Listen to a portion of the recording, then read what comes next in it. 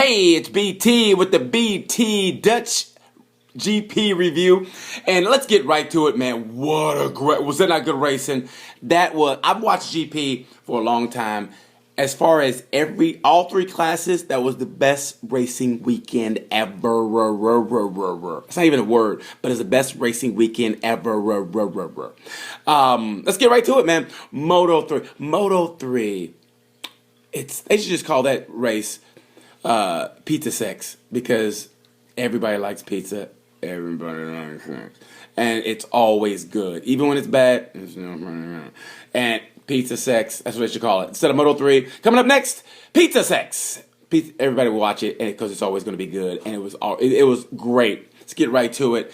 Aaron Canet, 3 seconds back, comes back, wins the race. Johan Mir, he rarely makes mistakes. The kid is like butter. He's so smooth. He tried to set him up, let off the gas, tried to set him up so he could take Canet. Didn't work. He lost the momentum. You got to give it to Canet. 3 seconds back. He made it 3 seconds. He damn near crashed. Made it 3 seconds and goes on and wins the race. Doesn't that kid look like Robert De Niro from Raging Bull? Lucky. He has the face of a boxer, doesn't he, Canet? He's kind of stocky. He's got that rock granite face. He looks like a boxer, man. Like a pit bull. He does look like a pit bull. He's got like no neck. I mean, he looks like this, basically, you know. But he set him up. And what a beautiful race. He and Fanati. Fanati is hanging in there. He's 2 points behind Canet. Canet is 30 points behind Mir. But Fanati's he's consistent. He's more consistent than he's ever been. I don't know what. And poor Jorge Martin. What does he have to do to win a race? Seriously, what does he have to do? He's like Jennifer Aniston. What does she got to do to keep a man? I mean, he gets the poles. I think he's getting ready to hold a record for most poles. But without a win, I don't know what he's doing wrong. But Moto 3, you got to give it to Moto 3, man. Those guys, they get elbowed. Did you see the slow motion? Guys get elbowed in the head. You're not supposed to get elbowed in the head. It's like going for a rebound in the NBA against Shaq. Like, you come back into the paddock, like, oh, what happened? I got elbowed in the face. And racing, yeah, I got elbowed in the face. That's what happened in Moto 3. And poor Bo Benschneider. Bo Benschneider was, you talk about home cooking. That guy gave the home fans something to cheer for. And at the end, he missed out on placing by this much. You got to be in control of the bike. And he was this far away. When he went across the finish line, he was like, help me, I need some points. And he missed on his bike by this much. By the way, every man hates it when you go this much. And if you're a girl, never do that. Anyway, Moto 3, great racing. Go to Moto 2. Moto 2, you got to give it to Franco Morbidelli. Morbidelli, he signed to go to MotoGP. The guy started out in 1000s, racing stock 1000s, and now he's going to MotoGP. It just goes to show you, don't give up on your dreams. If you believe, you can make it. And so did Morbidelli. I like Morbidelli because, I'm not going to lie, he looks like he's black. He's cool. He's got that coolness of a black dude. Like, Franco, how'd you do it? Well, I just, did my thing. That's what I did. Only he's missing is a pick. Like this. Yeah, so, everybody was trying to, outbreak me, but shit, we all know what that was about. Because he looked like he has a curl that didn't quite, like his curl is kind of like, he didn't have enough activator in it, and it just kind of just. But anyway, it was a great race. Moto 2 actually made up for all the other races of the year. Those guys, you got to give it to Luthi, Morbidelli, Pizzini, man, you got to give that guy's older than me. And he's racing there with those guys. If he would have had a horrible first start of the year, he'd be contending for a championship. Why did my voice just crack like I was Peter Brady? He'd be contending for a championship. The guy, he cut across the chicane, and that's why he didn't get third place. But you got to give it to Pizzini. He's racing great this year. He has a new lease on life, and I love it. I really do. I love it. I thought he did a great job. I thought the Red Bull guy, Miguel Oliveira did a great job. Coming across the finish line, you got to give it to Franco Morbidelli. He did what it took to win. He's going to MotoGP. Cannot give that guy enough single praises, man. He's awesome. He did what it takes to get there, and now he's living a dream. I love it. All right. So Moto 2, great job. They actually live up to the billing, and let's get to MotoGP. Oh my God. Oh my God. Let me tell you something. True story. I remember when Rossi first went to Yamaha, and he wasn't winning, and it was kind of like whispers like, oh my God, does Rossi still have it? Is it over for Rossi? And I remember that, and Marquez was having that great, I think, rookie season, and and everybody was like looking at Marquez, and I lied to you not, it was a Saturday. I remember watching the race in my bedroom, and when Rossi won, I almost cried. I was this close to crying, no lie, because it was that everybody wanted Rossi to win, and he wasn't winning. He just came to Yamaha from Ducati, and you remember he had those horrible 2 years, and he had to be real cordial to Jorge Lorenzo, and it was just how you thought maybe it was over for Rossi, and he won. And I remember almost crying. I literally laid on the bed, and I was almost crying. That's the feeling I had this race. I don't know what it is. Another Saturday. I'm hardly ever home on a Saturday.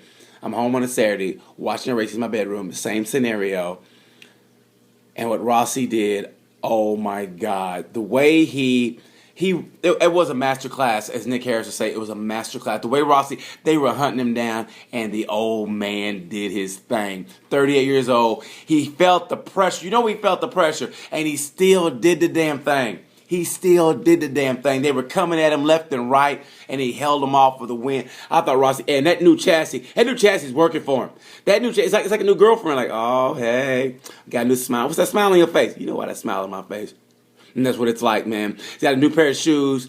He's doing well. That's what it's like. The new chassis, it's working for him. At least for this race, it was. But that was a strange weekend. Very strange weekend. Assen was the Flying Saucer is in Jerez. It should be an Assen, because there's no way in the world you should get a suntan with a rain slicker on at the same time. I mean, that's how weird it was. One part of the track, it's raining. Another part of the track, it's sunny. That's like UFO shit right there. That's like alien shit. Like, really, like, hey, what's it like over there? Oh, it's sunny over here. We're barbecuing. How about you over here? Man, it's raining like a son of a bitch. That shouldn't happen. I don't know what it is about that track. This weekend was just weird. Horrible high sides. Bagnaia, Cortese, and oh my God, Baldassare. I'm not gonna lie. I knew what I was going to watch. I knew it was coming, and I knew he was okay. But watching it, I tear. I don't know what it is about me. I'm becoming a pussy in my next level in life, because I almost cried, man, watching him. I mean, it was just scary. It really was, man. That's why I don't go too hard on these guys. I do this for fun. I do it to poke fun. But I mean no disrespect to any of these riders, and that's why when you see Baldassare, the crash he had, I just don't see how anybody can say what they say about riders, because they risk their lives for our entertainment. And man, I almost teared up on that. But anyway, back to the race. It's interesting. Vinales screwed up. Vinales cannot hide his emotions. You watch. Remember in Moto 2 or Moto 3 when he lost it and he left Phillip Island and had to come back? By the way, you know how long of a plane ride that is? I'm lying. I'm out of here, guys. And he had to come back. Hey, sorry. Anyway, Vinales can't hide his emotions, and it's kind of funny, man. If he didn't get it together, he might lose it mentally. It's going to be interesting to see what happens. But I can't believe he crashed. And he said, I don't know why I crashed. That means code word for the tires. At least that's what I'm getting. Like, yeah, because he got an email from Michelin and go, hey, man, you better watch what you say. You better watch what you say about our tires. You understand me? Or else. And that's what it was. So, I don't know. Vinales crashing, it helped the championship out, but I don't want to see anybody win like that. I mean, I really don't. Anyway, Vinales crashing out, and that race, the entire race, Petrucci, oh my God, Petrucci was so mad at Rins and Barbara, but in their defense, nobody waved the blue flag at him. Nobody waved the blue, but Rins should have known when Rossi passed him, hey, I'm on the racing line, I'm getting lapped. Maybe I should look behind me and take a different line. And Petrucci could have won that race. If you watch it, Petrucci could have won that race. Even he said, he goes, well, Barbara didn't move out of the way, and Rins, I was kind of upset, but, I should have won the race. So he really should have won that race. I give it to Rossi. I love Rossi. But you watch the end of that race, Petrucci was on his ass like the FBI is Donald Trump. They were on his ass. And I really think Rins and Barbara cost Petrucci that win. Anyway, masterclass from Rossi. Marquez, interesting to see what Marquez is going to do. It's got to be killing Marquez on the inside. He can't hide his emotions either. It's got to be killing him on the inside, man. Not to be able to push like he wants to for victory. But what he did to Kyle Crutchlow, oh my God. Even Crutchlow said it best. He goes, why did I show my hand 2 laps before the finish instead of the last lap? So Marquez knew what he was going to do. Matter of fact, Marquez passed him like, hey, stupid, don't show your hand 2 laps before the end of the race. Great racing. Oh, my God. That That's why we love GP. It was so good. And I watched the race like I'm watching a 2-year-old in a china shop. Like, oh, ah. Love it. MotoGP, you complete me. Great racing. Riders of the race.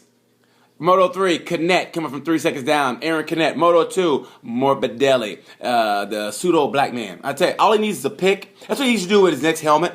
An AGV, and it has like a pick in it, like this, with the fist in it. If you're from the United States, you know what I'm talking about. Anyway, in MotoGP, Ride of the Race goes to Valentino Rossi. The old man held off all the challenges, although Barbara and Rins kind of had a little bit to do with it, but he won it fair and square. You got to give it to him. I want to give it to Petrucci, but you got to give it to Rossi, man. He had pressure coming under, and he did the damn thing. Congratulations to everybody in that race.